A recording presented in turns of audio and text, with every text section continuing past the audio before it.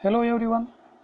आता आपण स्टँडर्ड 10 मधला subject science and technology part first the chapter number 3 chemical reactions and equations याच्यामध्ये lecture सेकंडला सुरुवात करणार आहोत. यामध्ये chemical equations and rules of writing a chemical equations या दोन भागाचा अभ्यास आपल्याला लेक्चर सेकंडमध्ये करायचा आहे. याआधी लेक्चर फर्स्टमध्ये आपण इंट्रोडक्शनचा पार्ट या चॅप्टरच्या संदर्भात पाहिला होता, ज्यामध्ये केमिकल रिॲक्शन्स म्हणजे काय, फिजिकल चेंज, केमिकल चेंज म्हणजे काय आणि काही ॲक्टिव्हिटीचा अभ्याससुद्धा आपण लेक्चर फर्स्टमध्ये केलेला आहे. तर आता सुरुवात करूया आजच्या लेक्चरला, ज्याच्यामधला पहिला टॉपिक आहे केमिकल इक्वेशन. याच्यामध्ये बघा, let us first look at the chemical reaction in activity second. या आधी जे आपण लेक्चर घेतलेलं आहे त्यामध्ये पेज नंबर 31 वर जे ॲक्टिव्हिटी दिलेली आहे त्याच्यामधला सेकंड ॲक्टिव्हिटी तीच यांनी इथे आपल्याला परत घेतलेली आहे. ते आपण एकदा वाचूया. A colourless solution of zinc sulphate that is ZnSO4 is formed on addition of zinc dust to the blue solution of copper sulfate, that is the CuSO4. The chemical reaction can be written in brief as follow. ही reaction आपण activity सेकंडमध्ये पाहिलेली आहे की solution of zinc sulphate is form on addition of zinc dust to the blue solution of copper sulphate. तर ही जी reaction आहे ही reaction इथे आपल्याला वर्डमध्ये लिहिलेली पाहायला मिळते. तर the aqueous solution of copper sulphate plus zinc dust, here the product is form that is the aqueous solution of zinc sulphate and copper. This simple way of representing a chemical reaction in a word is called word equation.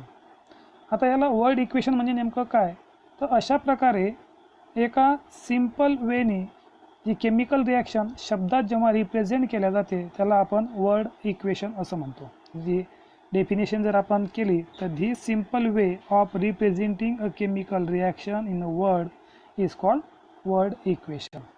आता हे word equation जे आहे हे आपण आणखी फॉर्म्युलेच्या स्वरूपात जर लिहायचा प्रयत्न जर केला तर look at this reaction here CuSO4 plus Zn and here the product is formed that is the ZnSO4 plus Cu. आता ही जी reaction, this type of the reaction written in a further condensed form of using chemical formulae, त्याच्यामध्ये chemical formula जे आहे त्यांचा वापर करून ही condense स्वरूपात लिहिलेली आपल्याला केमिकल रिॲक्शन जी आहे ही पाहायला मिळते. आता अशा प्रकारची जी रिॲक्शन लिहिलेली असते यालाच केमिकल इक्वेशन असं सुद्धा म्हटलं जातं. त्याची डेफिनेशन बघा.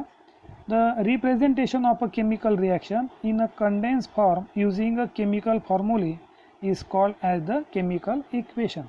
The chemical reaction मॉलिक्युलर फॉर्म्युल्याच्या साहाय्याने किंवा केमिकल जे फॉर्म्युले आहेत त्याच्या साहाय्याने कंडेन्स स्वरूपात जेव्हा लिहिल्या जाते तेव्हा त्याला केमिकल इक्वेशन असं म्हटलं जातं. In above equation copper sulphate that is the CuSO4 and zinc are reactant. They react with each other to form copper particles and solution of colorless zinc sulfate that is the ZnSO4 as the product having totally different properties. The ionic bond in the reaction CuSO4 breaks and the ionic bond in the product ZnSO4 is formed during the reaction. जी definition आपण previous लेक्चरमध्ये अभ्यासलेली आहे chemical रिॲक्शनची, ती definition कशी होती. A chemical reaction is a process in which some substances undergo bond breaking and are transform into new substances by formation of new bonds. तीच गोष्ट इथे आपल्याला पाहायला मिळते आणि म्हणूनच ही जी रिॲक्शन आहे याला आपण केमिकल रिॲक्शन असं म्हणतो. कारण याच्यामध्ये CuSO4चे जे बॉन्ड्स आहेत ते ब्रेक होताना पाहायला मिळतात आणि ZnSO4 इथे फॉर्म होताना आपल्याला पाहायला मिळतो. And this is called a chemical equation. Then next one, rules of writing a chemical equation. The chemical equation लिहिण्याच्या रूल्स कोणकोणते आहेत हे आता आपल्याला याच्यामध्ये पाहायचे आहेत. आता याच्यामधला पहिला रूल्स, आता पहिल्या रूल्समध्ये काय दिलेलं आहे त्याचा आपण अभ्यास करू की केमिकल इक्वेशन जे आहे हे कशा प्रकारे लिहायचे आहेत याच्या बाबतीत आहे. In a chemical equation the reactant are written on the left hand side while the products of the right hand side. An arrow heading toward the product is drawn in between them and this arrow indicates the direction of the reaction.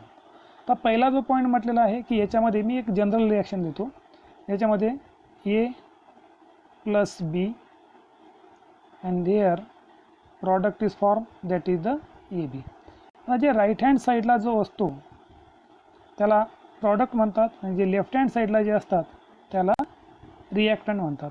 आणि जो arrow आहे हा arrow हा नेहमी प्रॉडक्टच्या दिशेला असतो, म्हणजे रिॲक्शन कोणत्या बाजूला होते याच्या या ॲरोवरून आपल्याला कळतं. सपोज हीच रिॲक्शन मी जर अशा प्रकारे जर लिहित असेल A B and here A plus बी.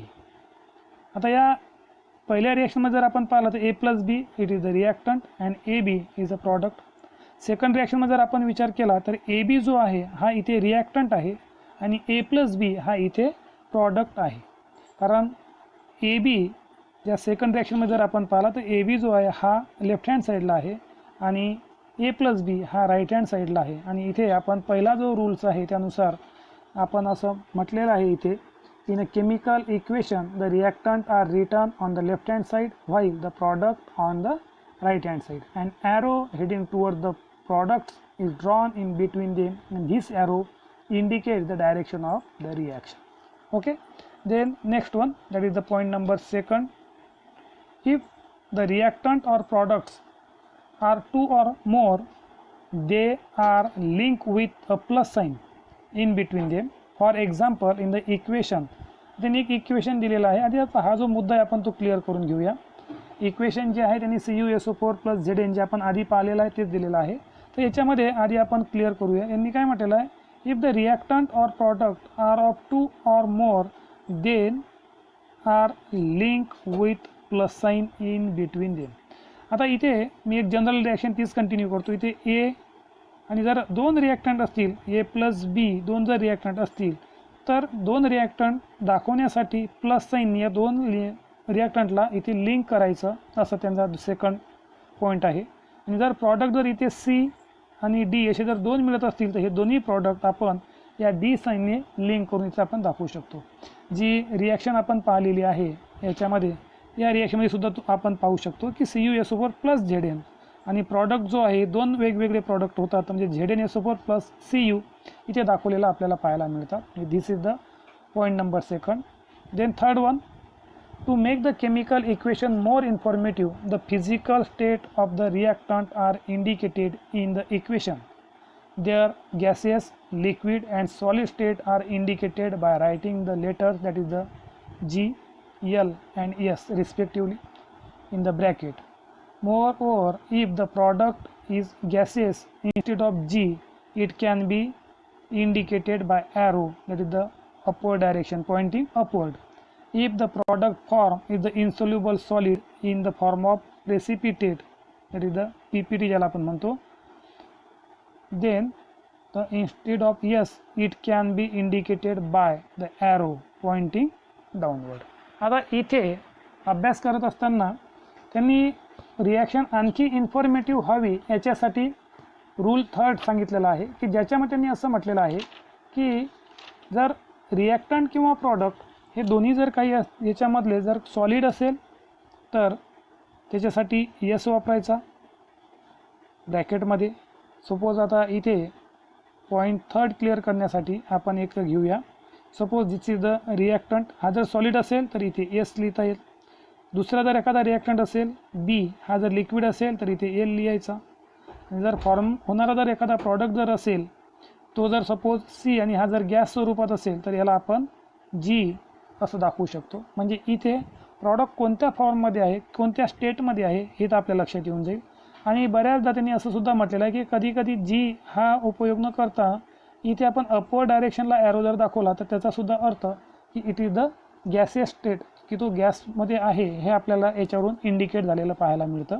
त्याच्यानंतर दुसरा एक महत्त्वाचा भाग यांनी असं म्हटलेलं आहे की जेव्हा रिॲक्शन होत असताना if the product form in insoluble solid in the form of PPT, that is the precipitate, the instead of yes it can be indicated by arrow pointing downward. म्हणजे जर PPT, आता प्रेसिपिटेट म्हणजे नेमकं काय, तर द्रव स्थितीमध्ये असलेला पदार्थ सॉलिड फॉर्ममध्ये कन्वर्ट होऊन जर खाली तळाशी जर बसत असेल तर त्याला प्रेसिपिटेट म्हणतात. फॉर एक्झाम्पल दोन्ही जर रिॲक्टंट हे लिक्विड असतील आणि रिॲक्शन होऊन जर तिथे सॉलिड फॉर्ममध्ये जर पदार्थ तयार होत असेल, प्रॉडक्ट तयार होत असेल आणि तो तिथे जर सेटल डाऊन जर होत असेल तर त्याला आपण PPT असे म्हणतो. आणि इथं PPT तयार होत असताना आपण त्याला यसनं जर दाखवत असू तर एसने न दाखवता त्यांनी डाऊनवर्ड डायरेक्शनचा ॲरो जरी यूज केला तरीसुद्धा त्याला चालतो, असं त्यांनी इथे या रूल्स नंबर 3 मध्ये म्हटलेलं आहे. त्याच्यानंतर पुढचं सेंटेन्स याच्यामधलं पाहूया. When reactants and products are in the form of solution in water they are said to be present in aqueous solution state. आता रिॲक्टंट आणि प्रॉडक्ट कोणीही असो आणि हे जर वॉटरमध्ये जर सोल्युबल असतील तर आपण त्याला ॲक्वेस असं म्हणतो आणि ते इंडिकेट करण्यासाठी त्याला AQ हा शब्द तिथे यूज करायचा आहे. And this state is indicated by putting the letter AQ in the bracket after their formula. Thus the equation is rewrite as equation shown below. Look at this. त्यांनी ती equation दिलेलं आहे की त्यांनी कशा प्रकारे इथं राईट केलेलं आहे. म्हणजे जर रिॲक्टंट असो किंवा प्रॉडक्ट असो तो जर वॉटरमध्ये जर डिझॉल्व असेल तर त्याला आपण ॲक्वेस सोल्युशन असं म्हणतो आणि ॲक्वेस सोल्युशन इंडिकेट करण्यासाठी ब्रॅकेटमध्ये AQ हे लेटर यूज करायचं आणि त्याच्यावरून आपल्या लक्षात येईल की ते रिॲक्टंट असो किंवा प्रॉडक्ट असो हा ॲक्वेस आहे, म्हणजे तो वॉटरमध्ये डिझॉल्व झालेला आहे. आता इथे रिॲक्शन जर आपण पाहिली CuSO4 ॲक्वेस म्हणजे CuSO4 इथे वॉटरमध्ये डिझॉल्व आहे. Zn that is the solid form. Then this arrow indicate all of these at the right hand side. These are the products. And ZnSO4 that is the aqueous and Cu also solid. आणि ही माहितीमुळं आपल्याला म्हणजे जो अशा प्रकारची माहिती तर त्या रिॲक्शनला लिहिल्या गेली तर याच्यामध्ये आणखी या रिॲक्शनवरून बरीचशी माहिती क्लिअर होऊ शकते आणि त्याच्यासाठी हा रूल नंबर 3 यांनी दिलेला आहे की केमिकल रिॲक्शन लिहिताना कोणत्या प्रकारच्या नियमांचं पालन याच्यामध्ये करायचं आहे. Then 4th one, when heat is to be given from outside to bring about a reaction, it is indicated by the sign. Look at this sign written above the arrow and that indicates the direction of the reaction. For example, इथे मी example सुद्धा दिलेला आहे. आता इथे 4 नंबरचा point, जर आपण एखाद्या रिॲक्शनला होण्यासाठी जर हीट देत असू तर ती हीट दिलेली आहे हे इंडिकेट करण्यासाठी हे अशा प्रकारचं जे साईन आहे हे ॲरोच्या वर, जो ॲरो आपण रिॲक्टंट आणि प्रॉडक्टच्या मध्ये यूज करतो की त्याच्यावर आपल्याला तो लिहायचा आहे की जेणेकरून तिथे त्या रिॲक्शनमध्ये हीट दिलेली आहे हे लक्षात येईल. इथे याचं एक्झाम्पलसुद्धा दिलेलं आहे.